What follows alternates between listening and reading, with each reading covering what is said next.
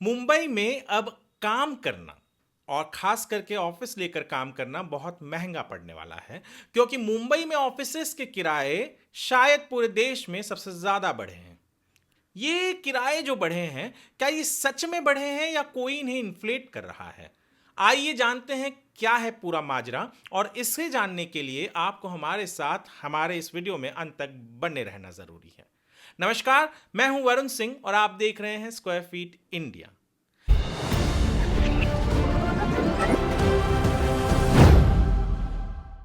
Real estate cover करते हुए मुझे 20 साल हो गए, और रियल एस्टेट का एक बहुत अहम हिस्सा है कमर्शियल रियल एस्टेट या ऑफिस, जो ऑफिस स्पेसेस होते हैं, जिसे कई बार लोग इग्नोर कर देते हैं। पर ऑफिस रियल एस्टेट से जुड़ी हुई एक बड़ी खबर आई है। दरअसल एक रिपोर्ट आई है जो कहता है कि जुलाई, अगस्त, सितंबर यानी इन 3 महीनों के जो क्वार्टर था, इस क्वार्टर में मुंबई में पिछले साल के तुलना 11% किराए ऑफिसेस के बढ़े हैं।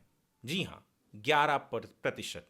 यदि मैं बात करूं पूरे देश की, तो कलकत्ता को छोड़ दे, क्योंकि वहां वॉल्यूम कम है और वहां पे 14% बढ़ी है, तो उसके अलावा सबसे नंबर 2 पर यानी मुंबई जो है वहां पे 11% बढ़ी है। पर बाकी शहरों में देश में ये सिंगल डिजिट में है, चाहे वो एनसीआर हो, चाहे बेंगलुरु हो, चाहे हैदराबाद हो, अहमदाबाद हो, पुणे हो। यहां सब जो किराए बढ़े हैं वो केवल सिंगल डिजिट में है। इतना ही नहीं, चेन्नई में तो किराया केवल 1% बढ़ा।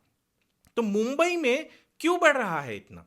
इसके पीछे का रीजन समझ पाना बड़ा मुश्किल है, क्योंकि जब मैं कंपेयर करता हूं जो डिमांड है, यानी कितने लोगों ने ऑफिसेज लिए हैं इन 3 महीनों में, उसको पिछले साल से जब कंपेयर किया जाता है, रिपोर्ट कहती है कि उसमें तो गिरावट आई है, वो भी 27% की।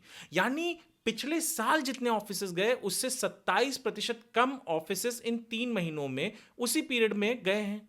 जब कम ऑफिसेज गए हैं तो रेट क्यों बढ़ रहा है? और हैरान करने वाली बात है कि 94% लॉन्चेस जो होने वाले हैं न्यू ऑफिसेज के, वो तो इसी क्वार्टर में हो गए। तो यानी सप्लाई भी ज्यादा हो रही है। और हैरानी की बात यह है कि इकोनॉमिक्स के सारे थियरम्स कहते हैं कि जब सप्लाई ज्यादा होती है तो प्राइसेस कम होते हैं, क्योंकि जब सप्लाई ज्यादा हो गई तो डिमांड कम हो गया। पर यहां तो कुछ समझ ही नहीं आ रहा है। आमतौर पर जब हम रेसिडेंशियल यानी कोई घर किराए पर लेता है तो वहां पे वो समझ में आता है कि वो जो किराएदार है वो कॉन्ट्रैक्ट में लिख देता है 5%, 10% बढ़ता है। पर यहां पर जब डिमांड कम हो रही है, यानी 27% कम आपके ऑफिसेज जा रहे हैं, तो 11% ज्यादा किराया कैसे बढ़ रहा है? रेसिडेंशियल में जब हम घर खरीदते हैं तो हमारे पास एक रेडी रेकनर रेट होता है, और रेडी रेकनर रेट के हिसाब से हमको कुछ तो समझ में आ जाता है कि चलिए ये एक मापदंड है।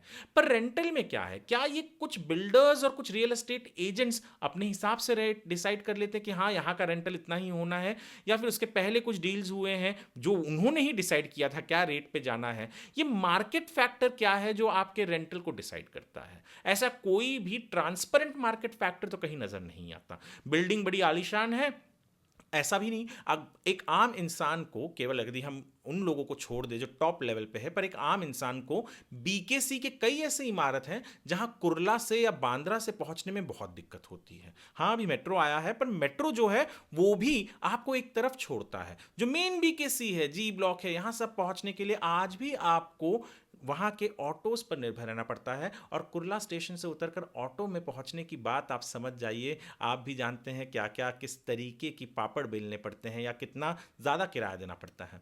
तो कौन से बेसिस पे ये रेंटल डिसाइड हो रहा है? कहीं ऐसा तो नहीं है कि एक कार्टेल है जो ये रेंटल डिसाइड कर रहा है और रेंटल अपने हिसाब से ऑफिसेस के बढ़ा रहा है, घटा रहा है, या जब चाहे स्थिर कर रहा है? यदि हम पिछले 13 क्वार्टर्स की बात करें तो मुंबई में ऑफिस के रेंटल्स कभी कम ही नहीं हुए। या तो वो स्टेबल रहे या तो सिर्फ बढ़े हैं, कभी कम नहीं हुए हैं। जब इतनी सप्लाई आ रही है, जब डिमांड नहीं हो रहा है, तो रेंटल बढ़ क्यों रहा है? ये आम मतलब एक आम इंसान के सोच के बहुत परे है। इसके पीछे क्या इकोनॉमिक्स है वो समझनी जरूरी है।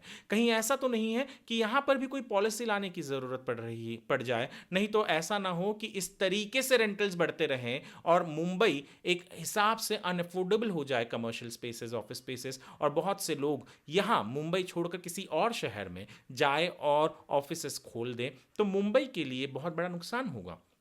कमर्शियल हब है, फिनेंशियल हब है, यहाँ पर ऑफिसेस के होने ज़रूरी हैं, यहाँ पर नौकरियाँ होनी ज़रूरी है। पर इस तरीके से अगर रेंटल बढ़ेगा, कहीं ऐसा ना हो कि लालच आपको एक लंबे समय में जो मिलने वाली पैसे हैं उनको अचानक आपका लालच, जो बिल्डर्स हैं, जो रियल एस्टेट एजेंट्स हैं, जो ये सारी चीज़ें कर रहे हैं, बहुत बड़ा उन्हें भुगतना ना पड़े आगे चलकर। ये क्या है रीज़न? पॉलिसी शायद ज़रूरी है। अब रेंटल्स के लिए भी सरकार को भी सोचने की ज़रूरत है, क्योंकि आगे चलकर ये उन्हीं के ऊपर एक तरीके से हर कोई, हम जानते हैं हर एक चीज़ हमें ईजी लगता है गवर्नमेंट के ऊपर थोप दिया जाए, तो गवर्नमेंट के ऊपर थोपा जाए उससे पहले गवर्नमेंट सोच ले कि क्या है ये कारण कि रेंटल्स इतने क्यों बढ़ रहे हैं। मुंबई में काम करना महंगा हो रहा है, रेंटल्स बढ़ रहे हैं, डिमांड कम हो रही है ऑफिसेस की, फिर भी रेंटल्स बढ़ रहे हैं, सप्लाई ज़्यादा आ रही है ऑफिसेस की, फिर भी रेंटल बढ़ रहे हैं। ये समझ के परे है। स्क्वायर फीट इंडिया के लिए ये वीडियो बनाया है हमने। इस वीडियो को यदि आप तक किसी भी तरीके से आप तक पहुंची हो, आपको समझ में आया हो कि हम क्या बात कर रहे हैं, तो चैनल को हमारे सब्सक्राइब कीजिए, वीडियो को लाइक और शेयर कीजिए। ये वीडियो देखने के लिए आपका धन्यवाद।